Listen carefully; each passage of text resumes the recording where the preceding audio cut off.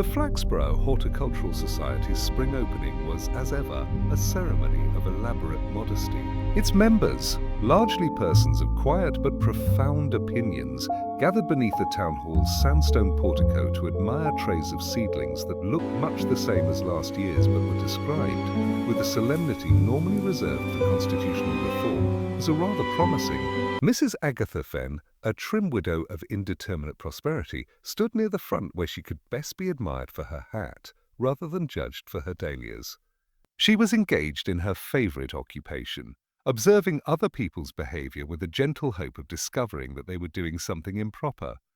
It was therefore profoundly unfortunate that she herself was to become the cause of the afternoon's only excitement.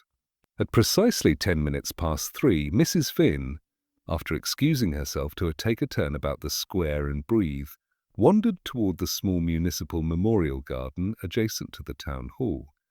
From the walkway she was visible only as a determined hat moving above the clipped hedges. A moment later, the hat dipped abruptly out of sight. This collapse might have passed unnoticed had not a junior reporter from the Flaxborough Chronicle been lurking nearby in the hope of overhearing horticultural disputes. His startled cry, "Good heavens, someone's keeled," brought half the society rushing toward the garden. Mrs. Fenn was found sitting on the gravel path, dazed but upright, as though she had knelt to examine a slug, and found the experience religiously overwhelming. "It's the wreath," she whispered, pressing fingers to her temple. "It shouldn't be there. Something's wrong." Several heads turned toward the central memorial plinth, where indeed a wreath of white chrysanthemums lay, fresh, immaculate, and wholly out of place. The society never placed wreaths in spring. More curious still, a brass key glittered beside it, half shielded by a stray petal. The atmosphere shifted immediately. In Flaxborough, a misplaced object was more troubling than a misplaced person. Is it vandalism? Breathed Mrs. Renshaw, whose idea of crime ranged from littering to treason with very little distinction. "Hardly," muttered Mr. Harbottle, the groundskeeper, pushing through the group with the air of a man summoned to identify a body that would almost certainly incriminate him. "I've swept this garden twice today. That wreath wasn't here at noon." A ripple of significance passed through the assembly, significance being Flaxborough's chief export after gossip. Inspector Purbright arrived a few minutes later. He had been at the station, coaxing the erratic water boiler into producing something resembling tea, when the sergeant reported a commotion of the floral variety. Purbright's expression, upon hearing those words, hovered between polite curiosity and weary acceptance. He approached the scene with unhurried steps, as though the path itself might reveal an opinion if listened to long enough. "Mrs. Fenn," he said gently, "I trust you are not badly shaken." She straightened as if forced into good posture by the mild authority of his voice. "Inspector, I simply saw that wreath and the key.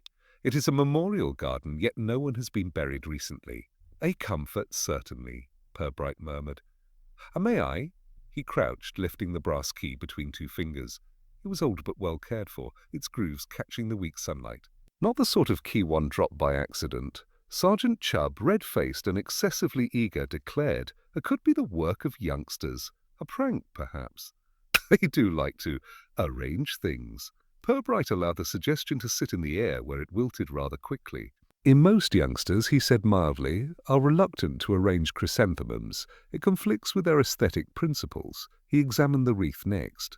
The flowers were fresh. Too fresh, in fact, cool to the touch, their stems firm, recently purchased, recently placed. Yet the cellophane backing was untouched by dirt or dew. He lowered his voice slightly.